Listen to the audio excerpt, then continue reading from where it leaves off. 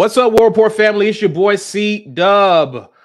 Auburn loses Jeremy Garrett to the NFL. We'll talk about the impact of that, as well as Auburn basketball in today's edition of the Weekend Tailgate. This is the Weekend Tailgate. Brought to you by Golden Cast Iron. C-Dub. Like Joe. Be Will. By G.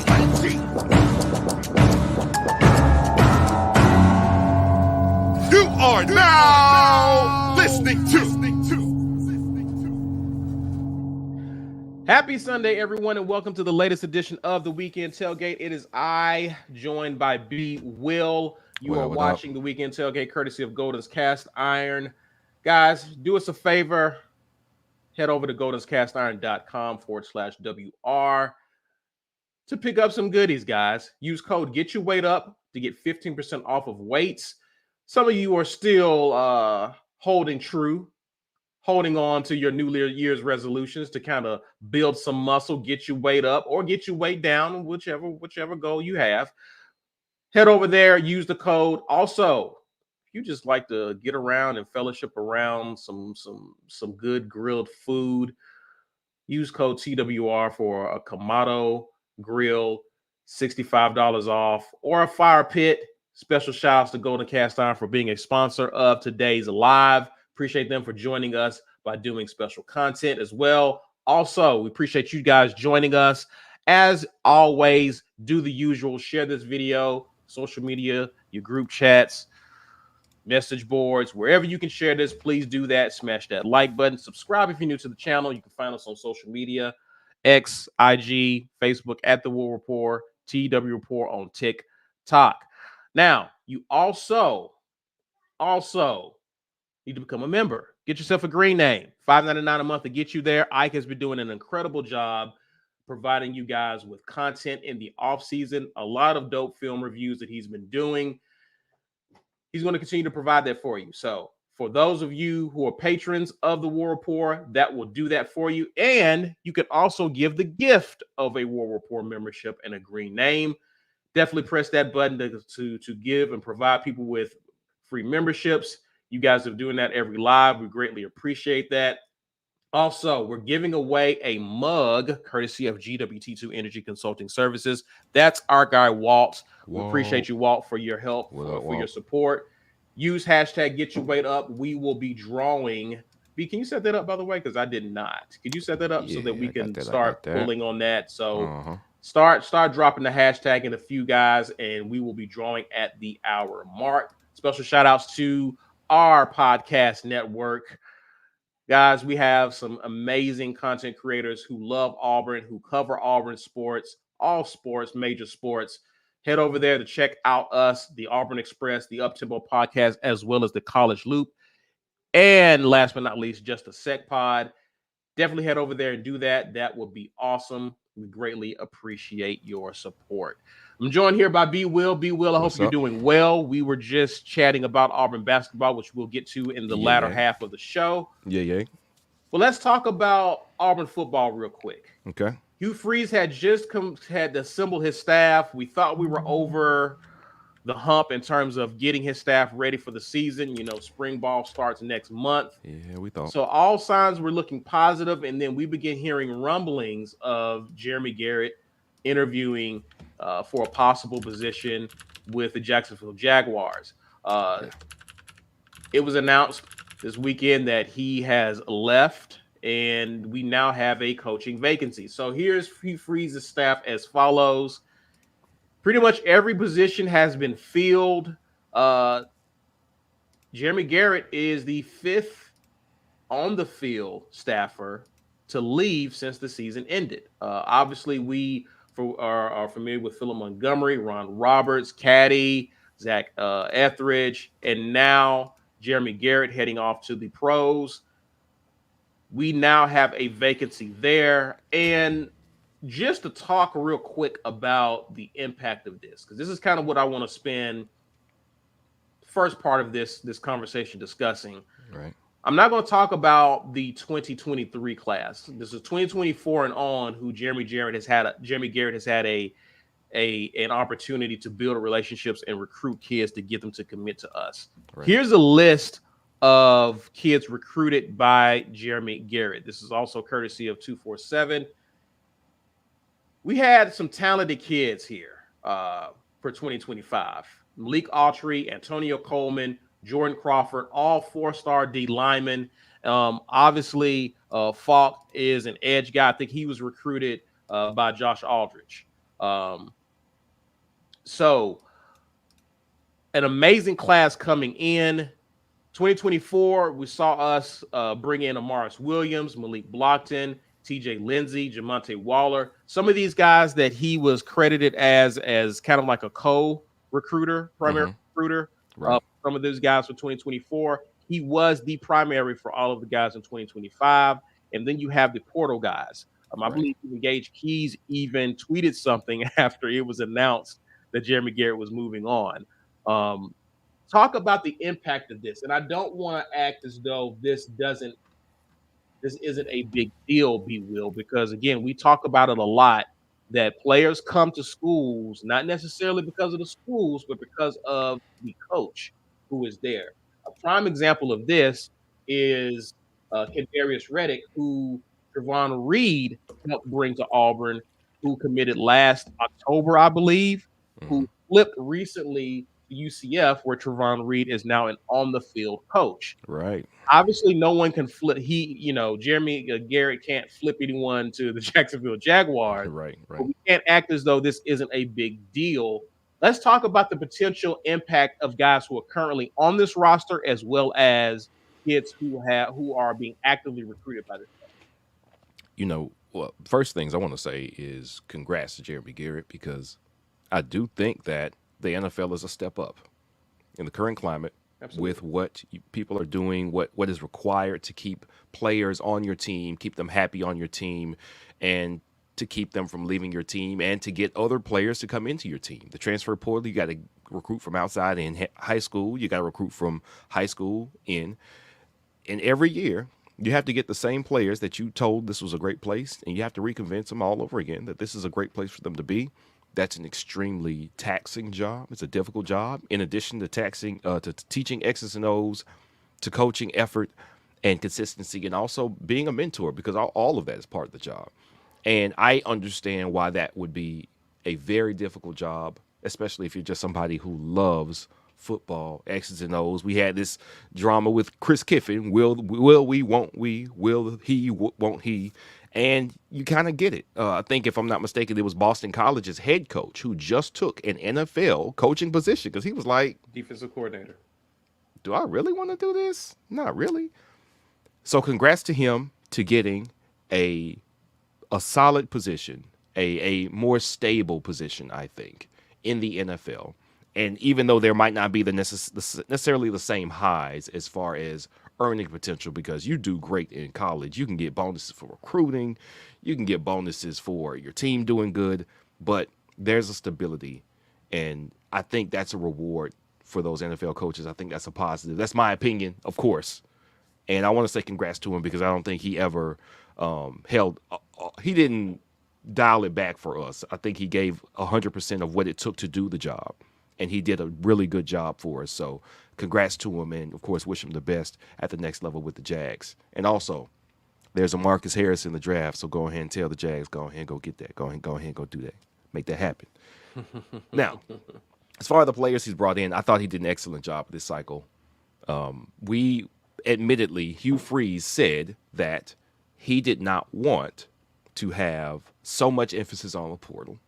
He did not want to chase big stars, who undoubtedly would have cost a lot of money in the portal. He said, no, we're going to focus on high school, and then we'll see what we can do in the portal after we've finished those priorities. And this cycle reflects that, I think. We got Amaris Williams flipped. We got Jamonte Waller flipped.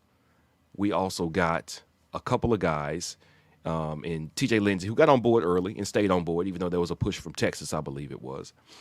We also secured Malik Blockton, who I think is going to be. I think somebody said it in the chat. I can't find it now, but the 3-star rating by these guys, please don't get it confused. The 3-star rating, there is not much difference between 3s and 4s. Some of those 3s, the difference between the 3s and 4s and even the 3s and the 5s are skills that these guys can develop to put them on that elite level, because they may already have the strength, they may already have the size, but they may need some better get off when it comes to snapping the ball, or a little more quickness, or they don't know how to use their hands quite yet. Those are skills that they can develop. And yes, there are some 4 or 5 stars that have some of those skills already, but 3s can be great developmental pieces. And I think that our high school defensive line class was a very good haul. It may not be categorized as an elite haul by recruiting services, but I thought it was a very, very good haul. I like the players that he brought in. The portal players, they just came in. So, of course, they're here. I think Gage Keys, the guy from Kansas, he is a 1-year guy. Is this his last year coming in from? I'm not sure what his eligibility is. I don't remember how many years he has left. Of course, there's less concern about those guys leaving, picking up, and going elsewhere, because they just got here. They used the transfer to get it. Sure. So you're not worried about them leaving. The high school guys, though, I got to wonder how much of their decision to come to Auburn was based on Jeremy Garrett being the defensive line coach. And that's something that I think is going to vary from player to player to player. Those, not only the players, but the moms and the dads and the aunties get a connection with that coach. They talk to that coach like, hey, what's going on? My son said this and that and that. Like that happens. You are a mentor to the players that you recruit and the players that you coach. Does it sway them that this guy isn't there anymore? Certainly some of it has to be, man, I really liked him as my coach. And other parts of it has to be, well, I really like Auburn, so let me see who else they're going to bring in to now be my defensive line coach, because I at least want to like this guy. Like, you want to like the guy that's coaching you. I think it's a significant difference to get somebody, new. Like right now, you just got on campus, you start the strength program, and oh, my coach is gone.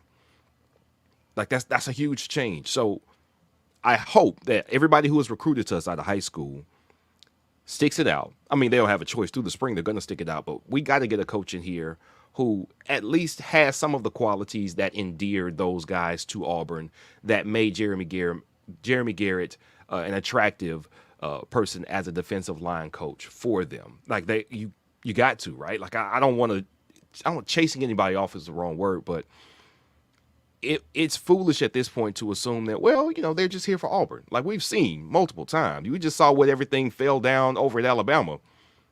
But they are here for many reasons, but just because they love your school, they have known your school for all of some months. They visited 3-4 times, a couple weekends, and we expect them to have this lifelong commitment. No, we have to make sure we are doing things. Tony Baker says Keys has 2 years of eligibility. Okay. Appreciate that, Tony. He's got 2 years. We have to make sure we are making this an attractive place for recruits if we expect recruits to stick around. Who is the defensive line coach going to be? I don't think anybody gets out of pocket yet. I don't think the high school guys are going to be really, really quick to bounce. Like that's one good thing. Guys who have been in pocket, who have been on the team, I think they have a higher chance of leaving because they have a longer relationship with Jeremy Garrett than the high school guys do. But in the case of the high school guys, they have to come in and they might just like being here, being in college. They might like the next coach as much as they liked Jeremy Garrett. We got to get somebody in here, though. I think the next coach does play a strong. I think that's the other part of the puzzle here, right? That's the other part of the puzzle here. Who they bring in will go a long way towards determining who they bring, whether or not we're able to retain a lot of these kids. Right. I agree. So that has to be stated. I will agree with you that I do want to congratulate Jeremy Garrett on his promotion to the NFL. Yeah. Being able to get to the NFL. He started out his career in the NFL. He was an assistant defensive line coach for the Cleveland Browns. So again, this was my concern with Chris Kiffin. Right. If you came from the pro level, what's the likelihood, especially if you're a young guy, what's the likelihood that you want to go back, right?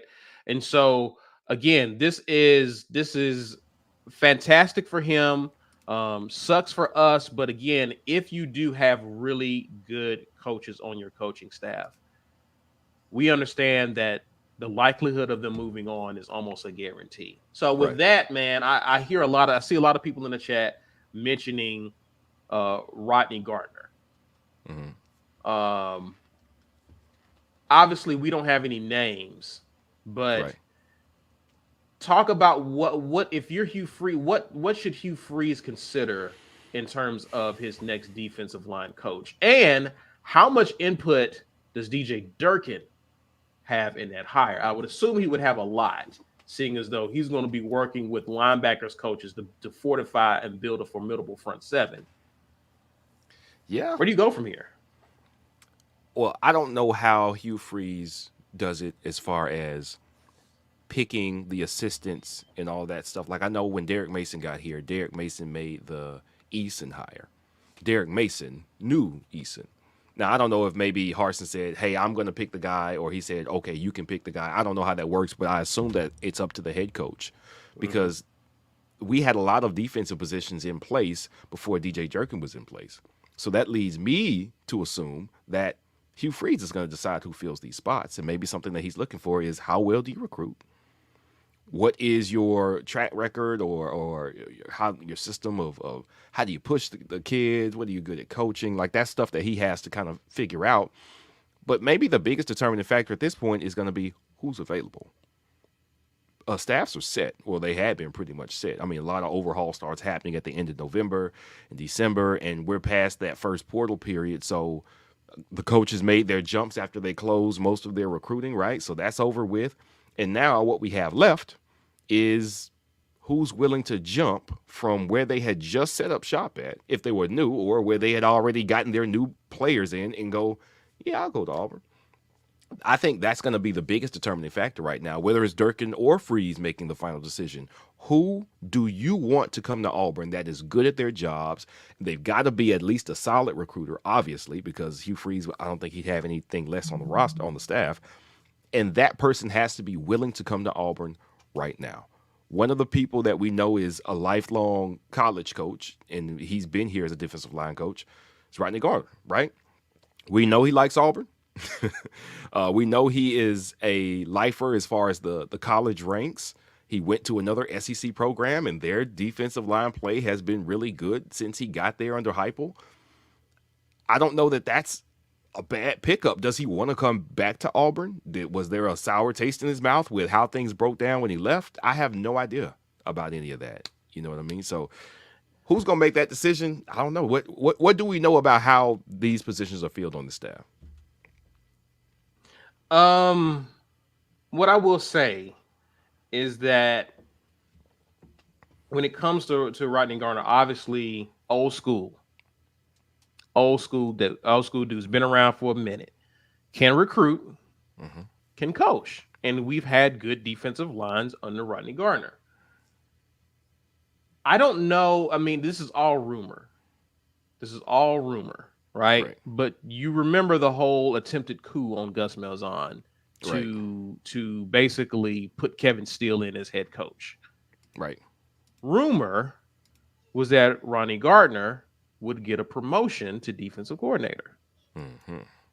I don't know how involved Rodney Garner was with all of that, but he would have been a beneficiary. Well, that's Hugh Freeze's friend, right? I guess, yeah. I mean, yeah. I don't know. Again, this is rumor. So none of this has been stated as fact. Right. This is rumor. I don't know how serious of a candidate Rodney Garner would be, even though people are reporting that he's a possible name to consider. Right. I'm just curious as to if Hugh Freeze goes down that route.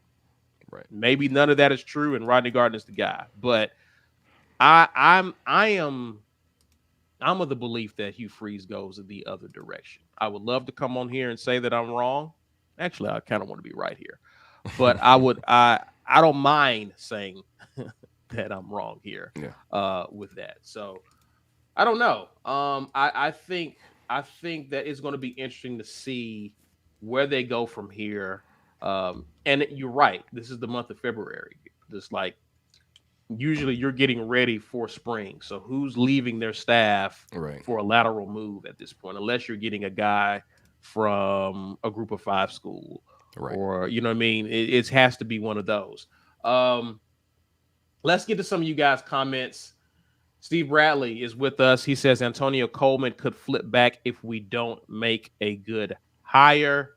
Kind of the point we was making here. This next hire is going to be very important. So we'll see. Contrarian says Garrett was a fantastic recruiter, but now he doesn't have to do that anymore. Nah. Again, it's a great opportunity. Yeah. And it's the NFL. Yeah. Yeah, so the NFL is the better job. Again, I think you have to be uniquely suited for coaching in the college ranks. A lot of it has to be the mentorship that you get to do, the place you get to have and influence in young people's lives, and the energy. That energizes some people, and that tires the hell out of other people, man. So you got to be built for it. All right. James Barnett says, fellas, the only good thing about Garrett is that the recruits can't follow him to the NFL. Hey, not directly. Not directly. Maybe indirectly. Man. Amen. You can't take them with you. Good. Can't take them with you for sure. Philip Coleman says, I saw that we're looking at Rodney Garner again per Justin Hokanson. Again. Okay. Yeah. Options. What are your options right now?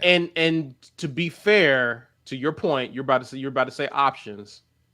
If this is what the best that we can do, you gotta do what you gotta do. Yeah. It's not a bad hire. No, as far as a coach and a recruiter, you could do much worse. Right. Yeah. I think the thing that worries me about Garrett leaving is not that Rodney Garner is a bad pickup. It's that the youth of Garrett. I like the youth at those positions. And that's been my one. Worry's too strong a word. We lost to Zach Etheridge, and you replace him with a came in from Colorado. I don't know why I'm blanking on his name right now as a co-DC. Who's that? Who did we put? Not Crime was already here. The other Charles Kelly? Yeah, Charles Kelly. Thank you. He's a great recruiter. He's also an older guy. I like youth at some of these positions on staff. So losing Etheridge, replacing with Kelly. Mix. It was a great mix. It was a great mix of youth and experience, and I think that is what, if anything, would be the negative about the turnover of the staff. Not the experience, not the tangibles, not X's and O's.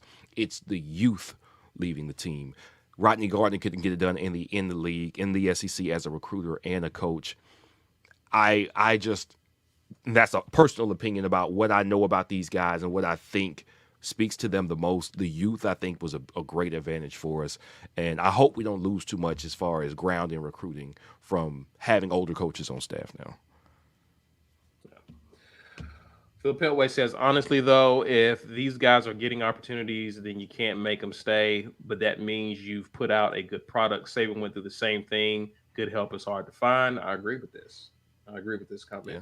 Good opportunities. If you are over anybody, if there's somebody that you are responsible for, supervision or whatever, you want them to advance their careers and do great. If you like them, at least. Maybe if you hate them, you just want them to work hard. But I know Jeremy Garrett's been riding with Hugh Freeze for a minute now.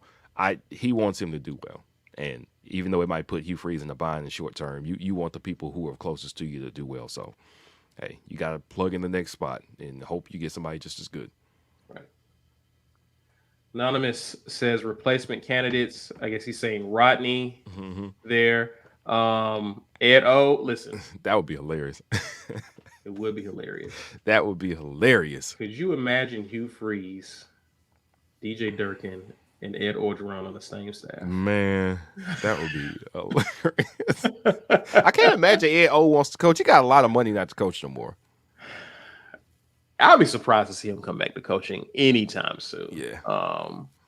Yeah. He coach the D-line now. Oh, for sure. And recruit. Yeah. And recruit. Oh, for sure. And recruit. So he can do all the things that you need. Yeah. And Orgeron. Let's do it. Let's go ahead. Hey. And then he can still say, "Go Tigers."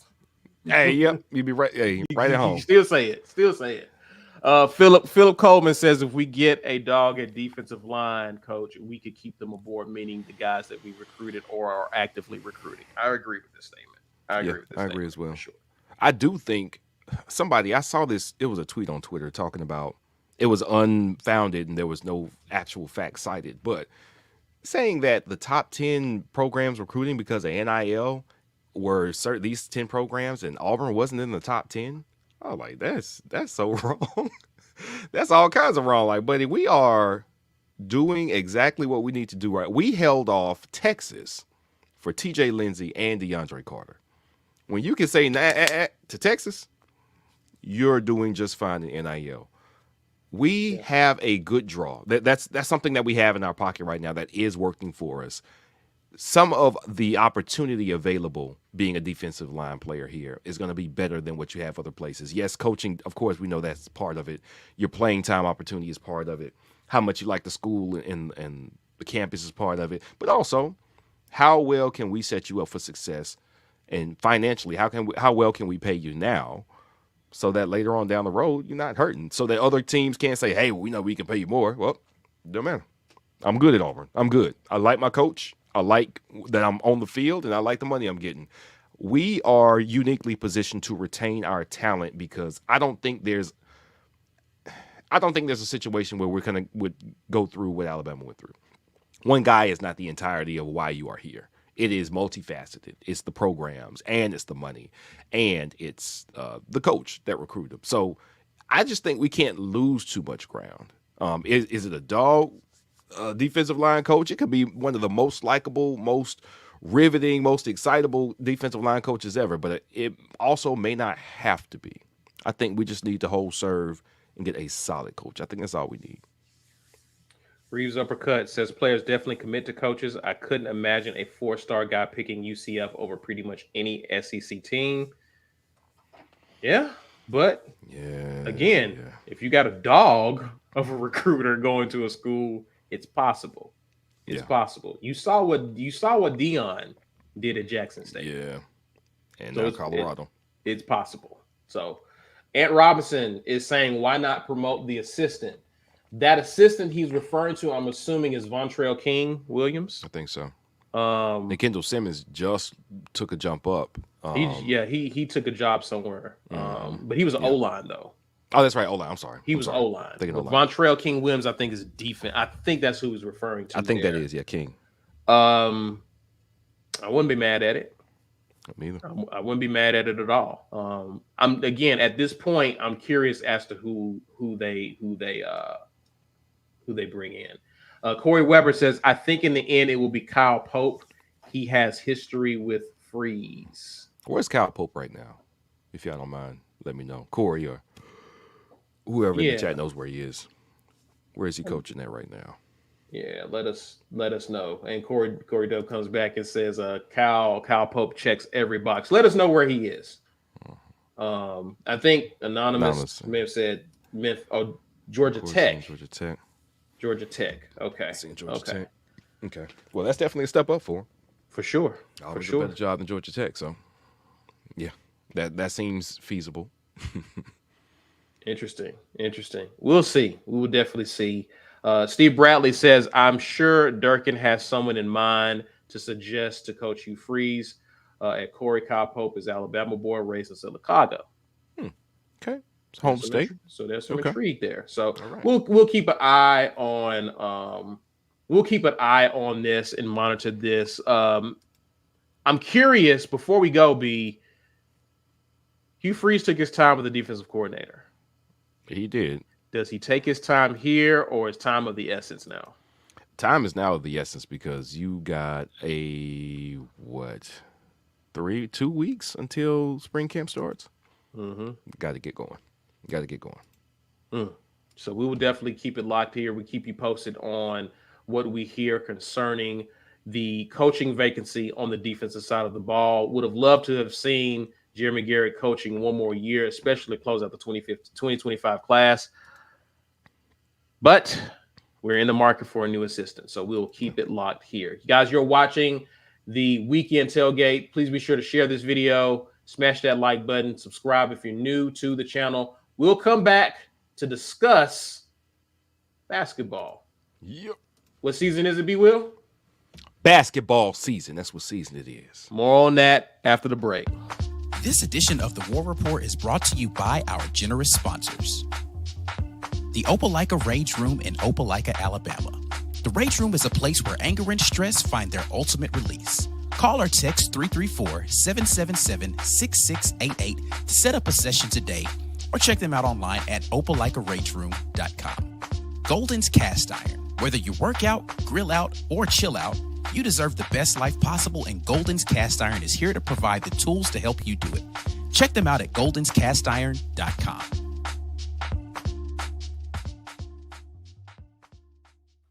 Special shout out and thanks to our sponsors for doing what you do. We also want to thank you for taking the time, the money, resources to be a member of the War Report, patron level supporter, or any type of level, even a subscriber. We appreciate your support.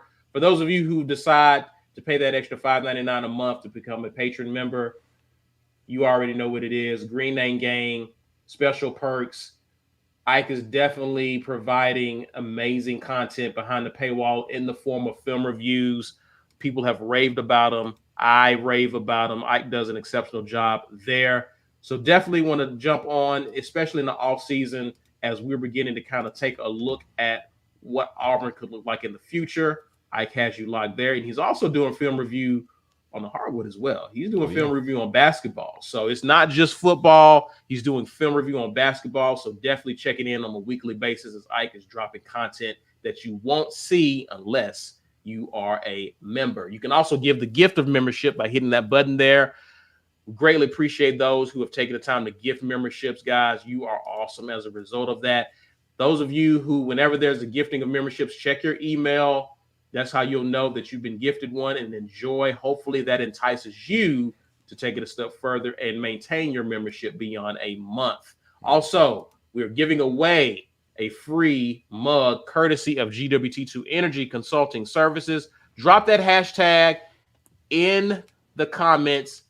Get your spelling right. Get your spelling up. We will draw in a little under 30 minutes. Guys, please be sure to check out our podcast network. Guys, we have amazing pods, Just a Sec, Up Tempo, of course, the Auburn Express, as well as the College Loop. Definitely check us out there. Continue to support. I guess we can talk about a new sponsor. Probably Nick. Did you want to talk about that, B? Do you have that pulled up? Yeah, we can go ahead and pull. I don't think we got a graphic. Do you got a graphic for it? Yeah, I pulled it up. So, okay. BetUS is our betting sponsor now. We like them a little better than our last one, so y'all can ride with this one. The link is going to be in the description of this show right there from YouTube.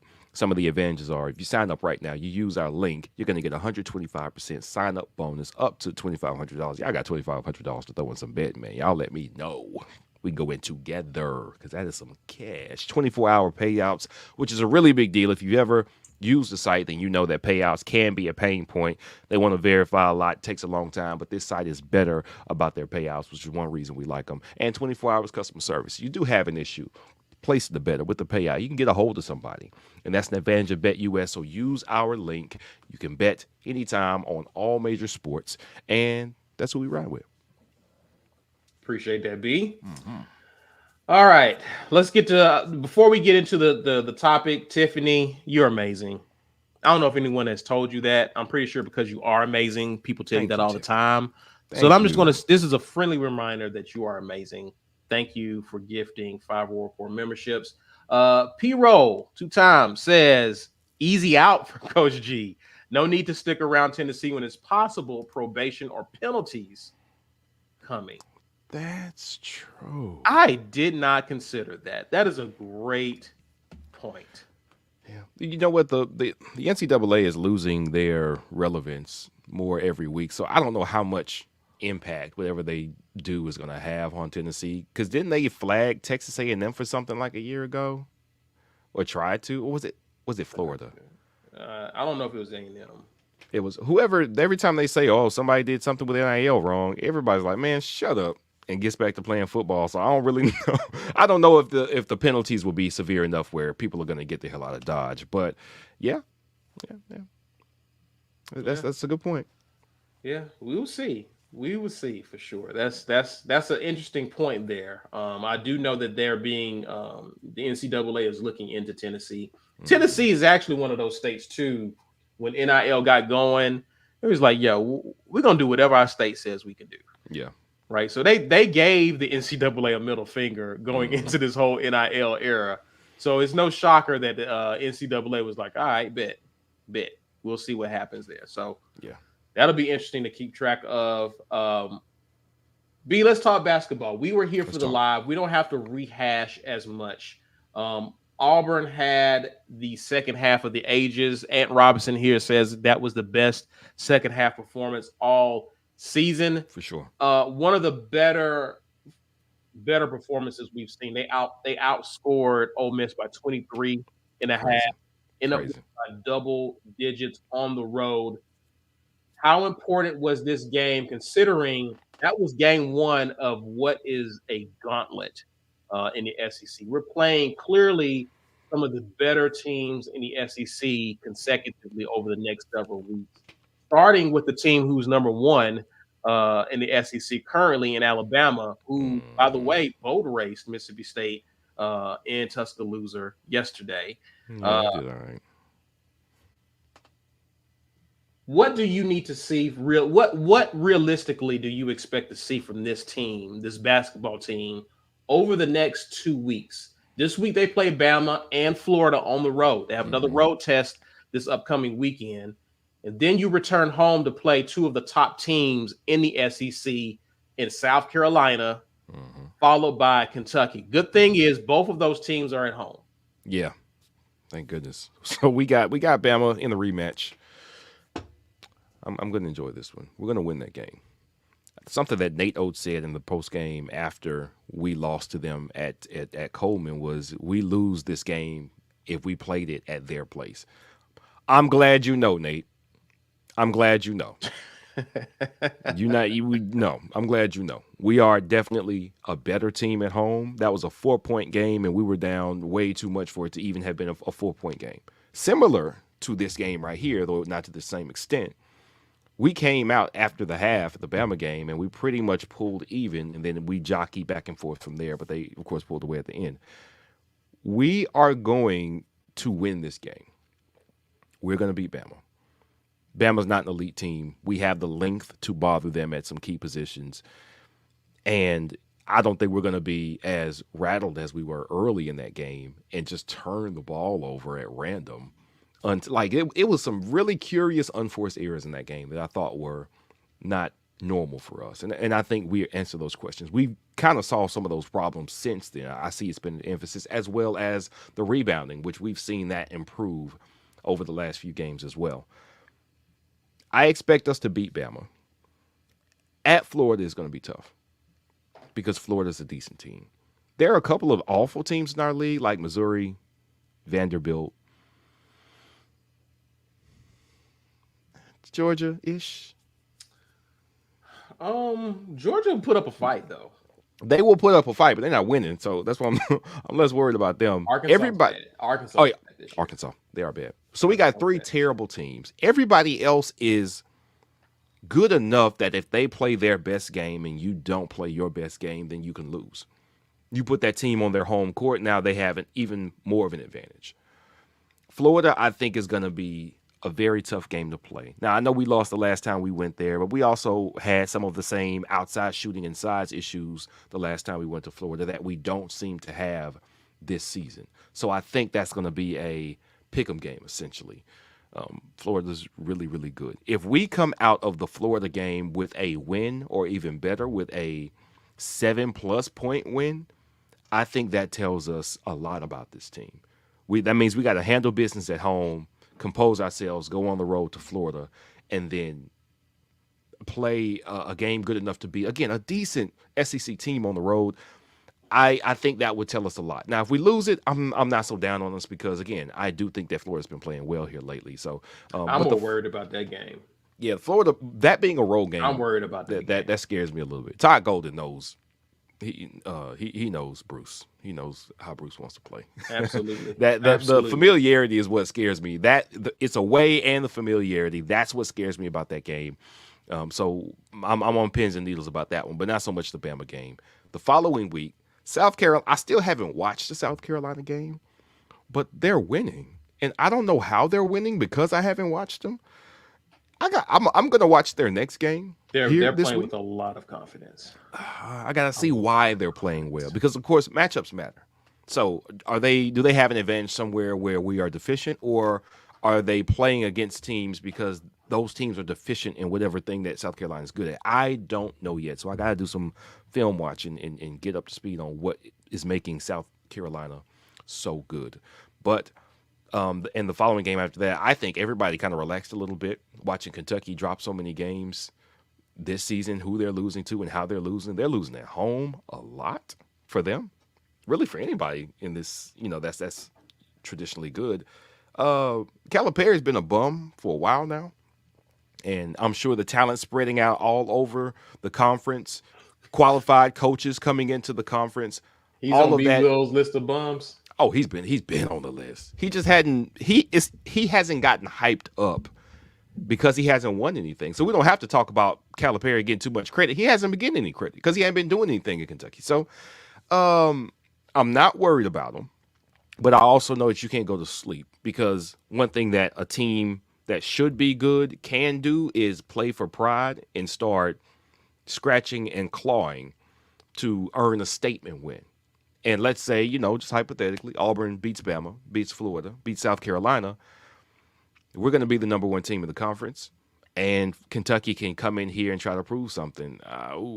That would be something to watch out for, in my opinion, in that game. So my prospects for the next 2 weeks, I say we beat Bama, coin flip on Florida. I won't say anything about South Carolina until I watch a play. And they beat Tennessee on the road. They did. That's something tough that we have not been able to do. Yeah, it's been tough. So that's impressive. This is the hardest 2-week stretch of our regular season, though, for sure, because there are no bums in this stretch. We don't have any bums in this 2-week stretch. So if you split the next 2 weeks, how are you feeling about Auburn? 6-loss Auburn going into. You still got a tough stretch ahead of you, because you still on the road against Georgia, who are feisty at home, on the road against Tennessee. That's pretty much every game after this. You can almost start to breathe a little easily. Mississippi State is a revenge game at home. Yeah, we're gonna get. You're on the road against Mizzou, who's not really good this year. Then you got Georgia at home, so you still got a challenge. Really, a tough 3 weeks. If you split the next 6 games, 3 of 6, how are you feeling about Auburn going into the SEC tournament? If we split the next 6 games and we lose 3, I think we're in good position to win the conference if we lose 2, but not 3. Not 3. We can't lose 3. If we're as good, Bruce was ahead of everybody saying, hey, look, we're not as good as you think we are. We're also not as bad as people thought we would be. And now we've seen us take a couple of steps. We've seen the team take a couple of steps towards becoming a better team. The question will be, how would we lose those games? And that's ultimately what the question would be. A team that defends very well on their home court, so a team like Tennessee, that's got to be concerning, because they defend. Rick Barnes' teams defend. They don't win anything, but they defend. That would be a very a hard win too. They have some pretty good depth as well. And they have depth. Which games are we losing would be my question. And 2, how do we lose those games? I don't think anybody's going to blow us out of any game. I don't think that's going to happen. I seriously doubt we lose by double digits in SEC play. We don't seem to be built that way. We're going to fight and claw. We've got the depth to keep people fresh and pushing through the whole 40 minutes. But, oh, man, I would be disappointed if we went 3-6 down over the next 3 weeks. Wouldn't you? It depends. Yeah, I would. To me, I don't think there's any shame in losing. If you dropped a game, I'll be disappointed if we lost to Kentucky. See, to me, it's who we lose to that I would find disappointing. Okay. I wouldn't be disappointed if we lost to South Carolina. I wouldn't be disappointed. The way they've been, they are a good team. Is my point. Okay. They're a good team. I don't think we know just how good just yet, but one thing's for sure, they are a good team. Yeah. I don't find it's no shame of losing to them. I would be pissed if we lost to Kentucky. I don't think they are that good. Right. I want to see us after what I saw against Ole Miss. I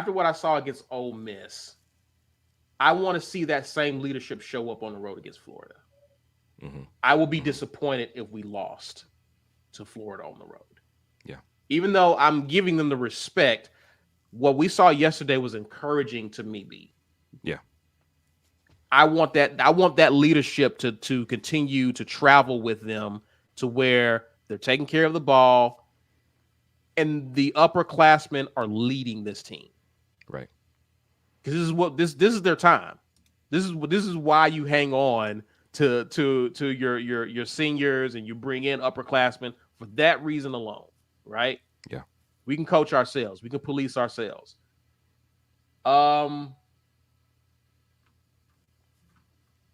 Is there another disappointing game on here? You know what? I'm going to agree with Corey Weber here. I would be disappointed in any home loss. Any home loss. I know South Carolina's a good team. I get it. Kentucky could be overrated, but hungry at the time. I don't want a home loss. We should be able to beat with a team that can play the way I saw them play yesterday at home. If we beat South Carolina, we shouldn't lose no more than 2 games over these next 3 weeks. Yeah. To me, that's the team that makes me a little nervous and leery. And it would be Florida and Tennessee.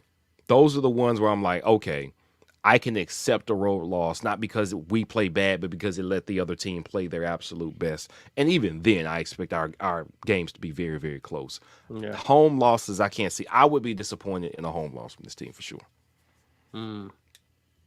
Okay.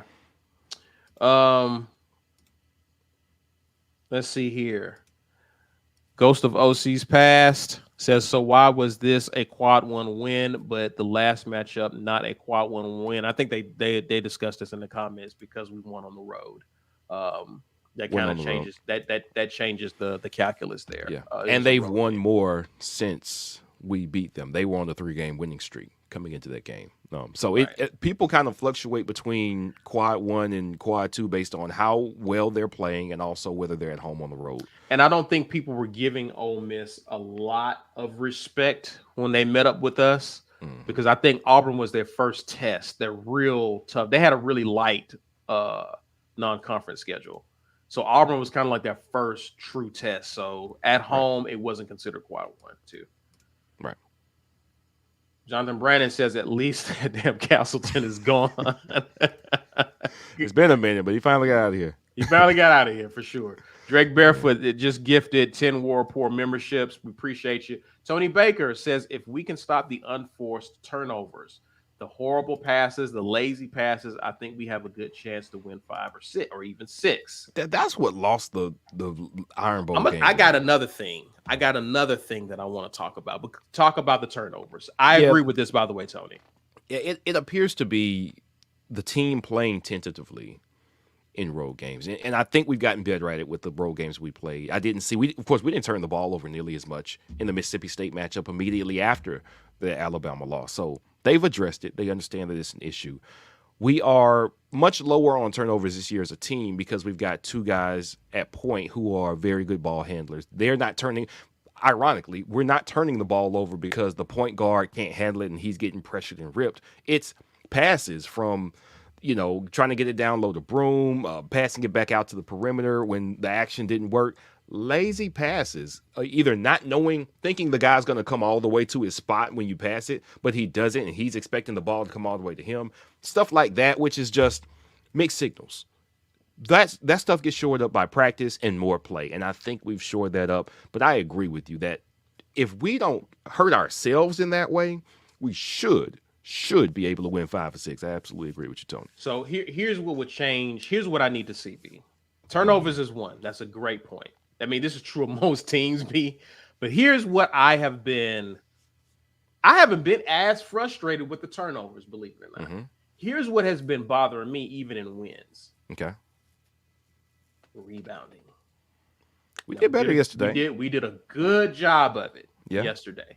A good job of it. That's why I wasn't completely down on us when we were down in the game, because we were at least rebounding, eliminating second chance points. Yeah. Mississippi State, we did not do a good job of that. Right. Yeah. They're a more grinded out team. The Mississippi State is more built for a grinding physical game than the other teams we play. We have to rebound well against South Carolina. Yeah. We have to rebound well against Tennessee. Mm-hmm. I want to see how well we rebound in those. How physical are we? How good is our front court in terms of eliminating second chance opportunities against the other opponent? Because that's what has been killing us in some games, is the second chance opportunities that other teams, additional possessions that they have, especially to good shooting teams like that. Those giveaway possessions for an Alabama killed us. Like the turnovers we talked about, but also those second chance points, them hitting those threes. If you take away 3 of those attempts, we win that game. Like this, it's very simple. It's in the margins. It's stuff that we can see. It's not a bad call here or there. It's like I can count how many times we gave them the ball when we shouldn't have, that resulted in the loss. All we got to do is clean that up. Yeah, for sure. We do that. I like this, Tony. I like the 5 or 6 wins. We start eliminating those second chance opportunities.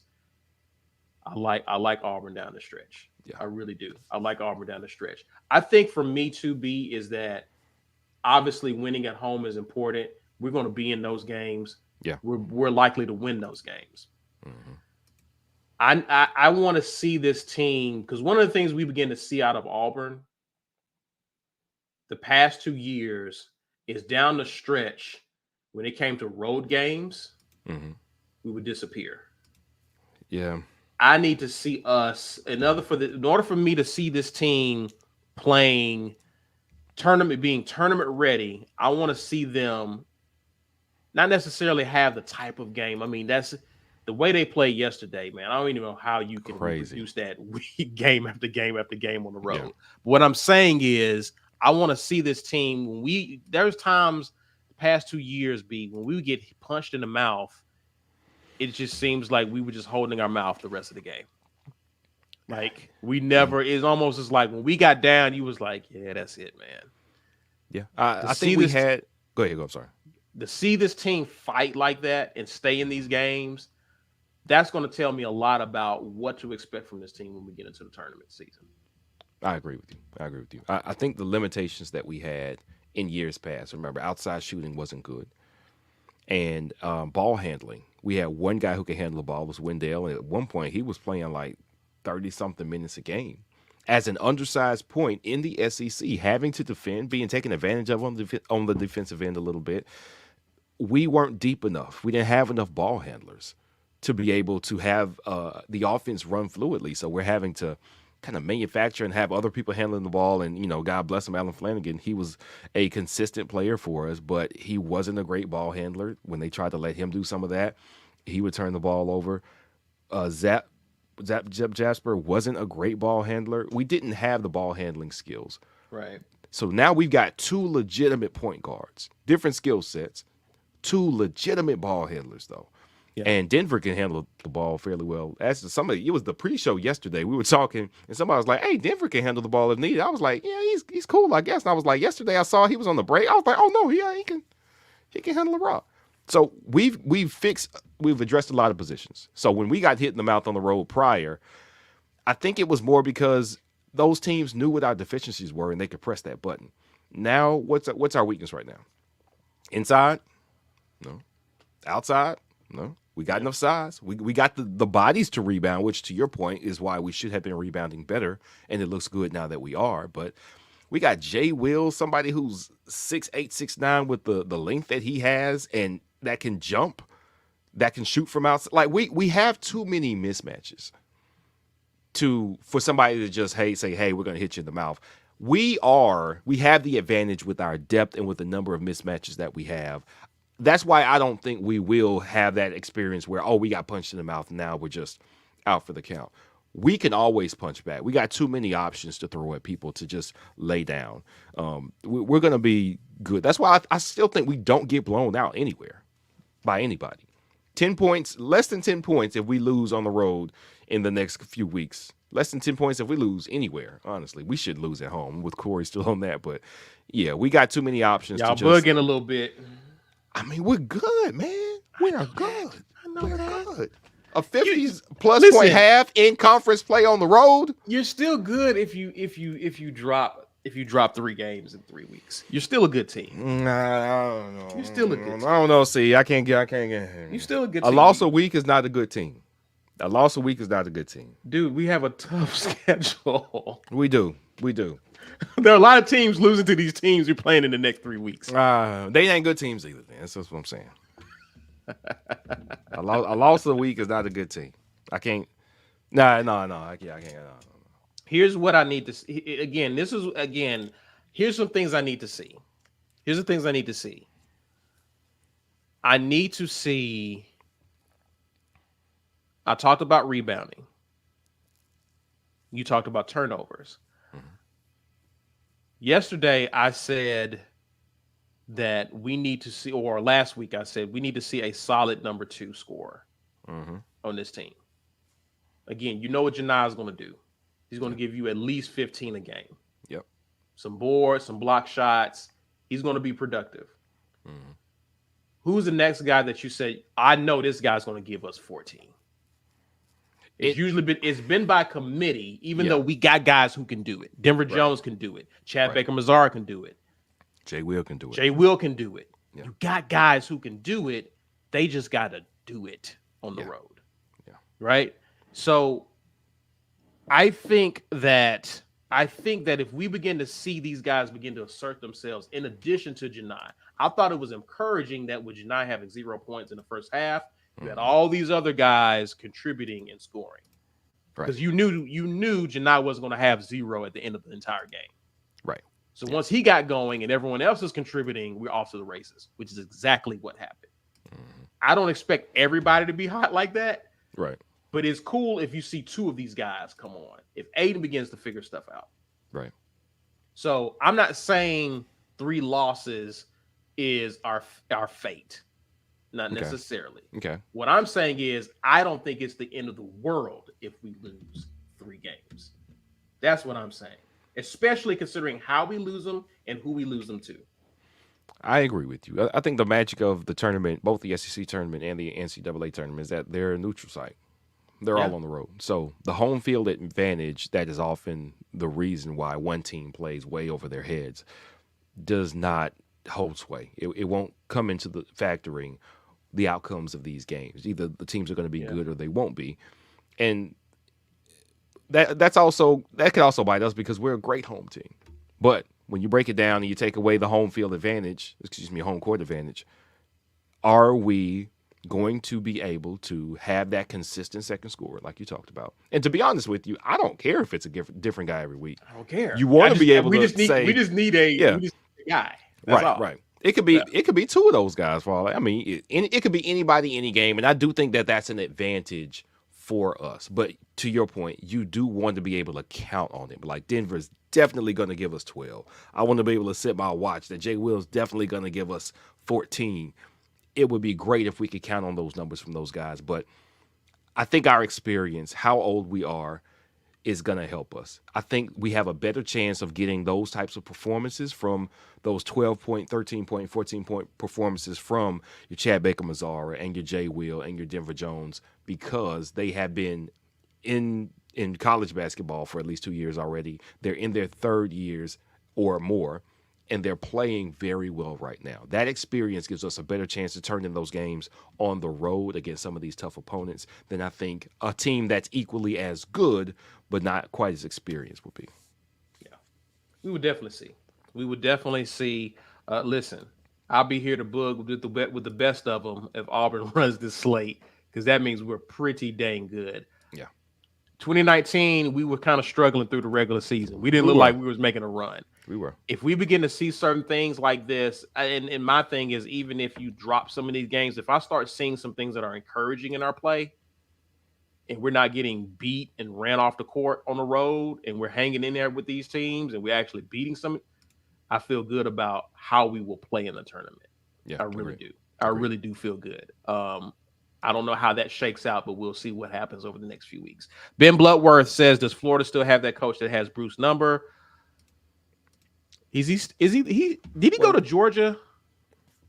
I don't know where he went, but he's not there anymore. I think he's at Georgia. Huh. I think he's at Georgia. And I think that's why Georgia is playing better as a team. Okay. Yeah.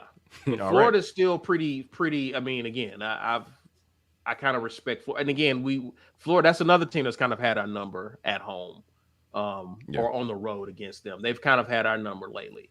Phil Petway says, what do y'all think about Trey playing more than Aiden? I think it's necessary now. It's necessary. Yeah, I think it's necessary. We saw Trey can make the outside shot. He's not as quick as Aiden, so he's not going to necessarily get to the rim as easily. But Aiden wasn't using his quickness to try to get to the rim. He was kind of settling for those outside shots. So I think that putting Trey in there and letting the offense work, between Trey and Broom, they have the highest plus-minus pair. Those two on the floor at the same time, mathematically, it works out better than Aiden and Janai on the floor. So you got to go with what's working. That's number one. But you also give Aiden a chance to figure some things out without being in the starting lineup and ruining what should be a good start to the game or a good start to the second half because he's still pressing too much from the outside, not making the right pass, forcing shots. Like, that's something that he can figure out without hurting us quite as much if he's in that bench rotation and not in the starting lineup. So I think it's a good look right now. And Trey has been playing, to your point, Trey's been playing really well. Yes. And so you can count on him to take care of the ball. You can count on him when he is open, making good shots, getting the ball to who needs to get the ball. So I've been pleased with Aiden. To your point, we have two good point guards out there who can handle the ball. If Aiden's pressing, Aiden's not making the better play, go with the more experienced guy who can do that for you while Aiden begins to settle down, which was very encouraging. He did just that starting yesterday. I hope he continues to build on that moving forward. Yeah. Tony Baker mentions that Broom making great passes and assists from down low. I agree. Broom had a game. He had a game for sure. Hooper. Good stuff. Let's get to it, man. We got a drawing. All right. Giving away a mug. Courtesy of GWT2 Energy Consulting Services. We're getting ready to draw. B. Will has it pulled up right here. Take it away, good sir. All right, let me give y'all a couple seconds. I ain't gonna be like, all right, you know what I'm saying. Pull it. Nice. I'm I was trying to be nice. Pull it. I was trying to be nice. We're gonna draw it. We got things to do. We need to get the Price is Right spin wheel noise for this. That would be awesome. See, Dana Lynch. Congratulations. Dana, are you in here? See, that's what we got to wait on. Are you here? Are you here? Ike says, man, F them couple seconds. That's Sherman, all I'm saying. Sherman confirming that, yes, the guy at Florida is now at Georgia. I thought he's at Georgia. To your point, why they've been playing better. Okay. So, yeah. All right, let's see. Are you here? Dana Lynch for sure. Are you here? Again, man, what I need to see, I will be very disappointed if we lose to Bama. I would too. Let's talk about that. I'll be pissed. If we go 5-1 and lose to Bama, I'm upset. That means we pretty much handed them the SEC, if that's the case. If we lose to Bama, then we're conceding the SEC to Bama, and I don't want that. I'm upset. I don't want them to be again. anything. I think my disappointment is based on who we lose to over these next few. Yeah. Even in losing 3, I'm not even factoring in Bama. Right. I want that win. That's a win. We're beating them. Yeah. We're beating. There's just certain teams I just don't want to lose to. Right? There's some teams that I think I can stomach losing to, but I don't want to lose to them, but I can stomach it. If we lose to Bama, I know I won't be okay Wednesday night and Thursday, the whole day Thursday. Yeah. My wife is not going to want to be around. I'm going to be funky. All right. I'm going to be in a foul mood if we lose to them. Yeah. That's all I'm saying. It's just, I don't even want to entertain that possibility. That's what I'm saying. Wednesday. So the question is, what we're going to do during the following 5 games. So since we win on Wednesday, I'm not worried about the next 6 games. I'm worried about the subsequent 5 games after that. Yes. Okay. Right. Yeah. Yes. Indeed. Good show. Good conversation, man. I am going to tell you what you need to do. Usually I pass this on to someone else, but I'm going to pass the ball to myself. Okay. And tell you that you need to become a member. Join the Green Name Game at $5.99 a month. Give you all of our exclusive content. The exclusive content has been gold, courtesy of Ike Jones with the film review stuff. Absolutely. But we also are working on giving you some perks in the 2024 year as well. So you definitely want to sign up. Also, if you're already a member, do what Tiffany did today. Give some memberships. Definitely press that button. Help some people out. Experience the beauty and the joy of having a green name and being part of the gang. Definitely do that. We greatly appreciate you guys for supporting us. Definitely shouts out to our podcast network. Just a Sec, Up-Tempo Pod, the Auburn Express, the College Loop. Sometimes you see them on here with us, handling our lives, contributing. They're a big part of our family. We're grateful to have them here with us. Guys, head over to our merch store. Even if you didn't win a mug, you can at least go buy one or some of our dope products here at thewarreport.com. Check that out as well. We greatly appreciate it. And we appreciate you guys' support of the War Report. It means a ton. You are the reason we do what we do and are able to do what we do very well. Yes, indeed. Yes, Continue sharing this content, guys, on social media, group chats, message boards. Dana did show up. Did you? I think, yeah, she did. Okay. I missed that. Thanks for pointing that out. Dana, business at the War Report, business at the War Report. Please be sure to email us, physical address. We will send you that mug. Congratulations again. All right. I'm pressing all types of buttons here, but share this content, this video here. Smash that like button and subscribe if you're new to the channel. You can find us on Instagram, X, Facebook at the War Report, or TW Report on TikTok. Tip it out, guys, but we will definitely catch you with the morning drop on tomorrow. As always, enjoy the rest of your weekend and War Eagle. War Eagle.